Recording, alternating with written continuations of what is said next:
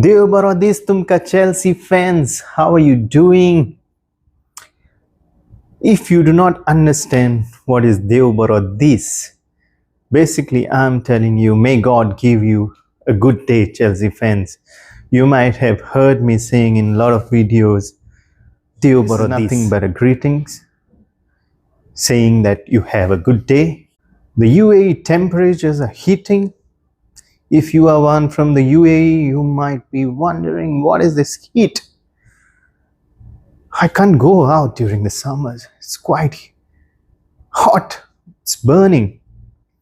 Speaking of the temperatures, so is the round of 16 at the World Cup. Stay tuned till the end of this video so that you get my predictions for the yesterday's game as well as what I would predict for the upcoming two games, that is Brazil versus Norway and Mexico versus England. You just can't get your predictions right for this. Let's discuss it at the end of video. We summarized the whole week yesterday with my video. This is a new episode. Welcome to Blue Nation TV. Thank you for so much love that you offered me. This is a new channel. With channel being new, I'm very open to suggestions. I am open to listening to you if you have any suggestions for me to talk about a different content. So far, I'm just talking about Chelsea Football Club, Chelsea transfer rumors. I'm also talking a bit about Indian football now and then. But if you do have any suggestions for me, feel free to drop out a text, drop me an email, anything. I'm really open to it.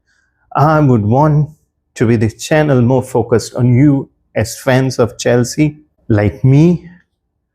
I'm really open to it. Thank you again.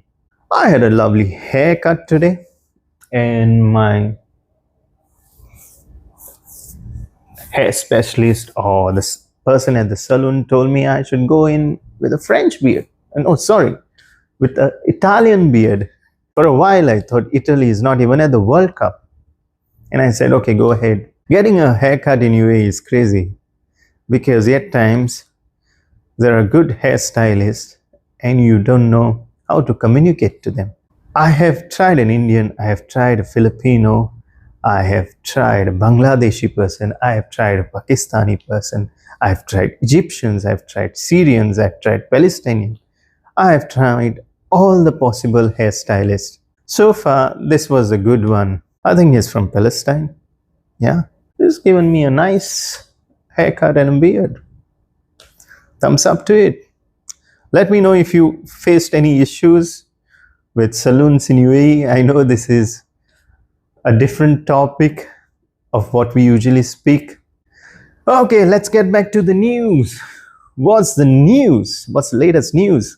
There's Emmanuel Padit saying, Maxence Lacroix to Chelsea, forget it. There's a curse for French defenders at Chelsea since Marcel Desailly and William Gallas. They have all failed. How many central defenders do Chelsea have? 8? Is it really a curse for French defenders to be at Chelsea? The current defender what we have is Wesley Fofana. Axel Disasi is also France. Yeah, he was at the World Cup, Axel Disasi previously, and now Axel Disasi was at the Qatar World Cup. Now he's not even there. He didn't even get a call out for World Cup, not any of the France matches. So does Wesley Fofana. I've not seen Wesley Fofana be selected, but Malo Gusto is there. Malo Gusto is at the World Cup, and I think he's doing a pretty amazing job. Emmanuel Padit, the curse aspect of French defenders at Chelsea is the wrong thing to say. Because Malo Gusto does a lot of hard work, and if he can do the same, I think the players, the French defenders who are there can do the same and be called out at the World Cup or called out at the French team. It's not a curse. So Maxime Lacroix deal, I'm hoping that it takes shape in coming weeks because he's busy with the France team at the World Cup. I'll keep you updated on this. The next topic about our very own Alejandro Garnacho. Napoli are interested in signing Alejandro Garnacho to strengthen their attacking options this summer. Chelsea could be open to selling the 21-year-old for around 40 million, following growing frustration over his situation at Stamford Bridge. River Plate are also keeping tabs on Garnacho ahead of possible move. See, this is a clear situation of what I was speaking yesterday. The video I clearly spoke about how Enzo Fernandez's influence is going to spoil. Everybody has downplayed Garnacho, but I do have a soft corner for Garnacho. He's a decent player, decent winger. Might not have the best season coming in at Chelsea, but he is a really good player, mind you. He was doing really well at Manchester United. We bought him from there. He really wanted this Chelsea move. He had committed himself to Chelsea. I want this Garnacho to be at Chelsea. I know Chelsea would prefer making money on him, but I still would want him to be at another season so that we can evaluate him fairly, given the circumstances of what we had for previous season. Let's all put the previous season at the back of my mind and move ahead. So all players do deserve a fair chance. So with Garnacho, I want him to be there. I want him to be at Chelsea Football Club for this upcoming season, and let's evaluate him there. There's another transfer news breaking. Chelsea have just secured another smart piece of business, Tyrique George to Everton. Here we go. The deal is now sealed for a package worth 18 million plus 6 million in add-ons, with Chelsea also securing a 15% sell-on clause. George will sign a long-term contract with Everton, a big move for the youngster and another strong sale for Chelsea. We loaned out Tyrique George so we could have Alejandro Garnacho at that position. Selling Tyrique George is all about money for Chelsea. It straight away goes into their books as profit, pure profit. They've not spent any money on buying Tyrique George, so this is pure profit for Chelsea. Tyrique George will do well at another club. It's just that Tyrique George has to be consistent in all his performance. In case Jose Mourinho was there, Tyrique George would be a perfect player for his system. Jose Mourinho would be the best to get out of Tyrique George. That's my opinion. I just think out of my instinct, of my guts, Tyrique George would have done really well under Mourinho. Never know, he might end up at Real Madrid someday. All the best to Tyrique George. Thank you for your service at Chelsea, my friend. He'll be playing at a beautiful Hill Dickinson Stadium. Wonderful stadium. So there we are. Okay, there's nothing happening much in the Chelsea front when it comes to incomings and outgoings. I don't want to repeat the talk of the last week for this week, and I thought let me keep it plain and simple.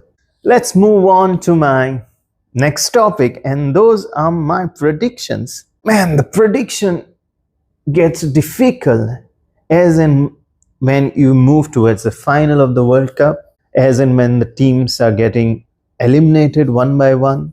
There are so many surprises coming in. The scoreline, what we used to see, is not the same. And now we are at a position just figuring out what the scoreline could be. Yes, for my predictions, for yesterday's game, Canada versus Morocco, I did two predictions, one on the Etisalat app and one on the Noon app. On the Noon app, I did a prediction of Canada 0 and Morocco 2. Etisalat, I did a prediction of 2-2. I expected Canada to do something different, but no, the Qatar World Cup ghost still haunts them. Morocco gave them a thumping yesterday. The final scores were 0-3. Canada is still haunted by Morocco. So yes, Morocco moves on. And for the second game, Paraguay versus France, I did a prediction Paraguay 0 and France 4. Considering the fact that France always had the score advantage, that is, in all previous games, they scored averagely of 3 goals or 4 goals. And I said they are going to take Paraguay for a ride here. I predicted a score of Paraguay 0 and France 4. The whole game, everybody is trying to shoot out from a mile. All the France players wanted to shoot a goal from outside the D. That wasn't happening. The only chance what they got was the penalty, which was a fair one, and Mbappe scored. That's it. That was the only goal. Surprising scoreline, but France moves on to the next round. I'm going to post out my predictions beforehand today so we can discuss it in my next video for tomorrow. So the game which is coming up, Brazil versus Norway. Brazil hasn't lost any game so far for the World Cup. There was only a draw between Morocco and Brazil. And rest of the games they have averagely scored about 2 goals. Okay, so they haven't lost, and Norway lost the only game to France where they played their B team because no stars were playing. I've predicted a score of Brazil 2, Norway 1. Just looking at the stats. So that's my prediction. I'm just feeling that Brazil would just edge this one out because of Carlo Ancelotti. He could be a factor here. He knows how to get through this situation. So because of Ancelotti, I think Brazil would win this game. So yes, that's my prediction for that. And there's another game. Mexico versus England, Inglaterra. Again here, Mexico haven't lost a game. Neither have they drawn a game. The average goals what Mexico have scored is 2. England have drawn a game that was with Ghana with low defensive block.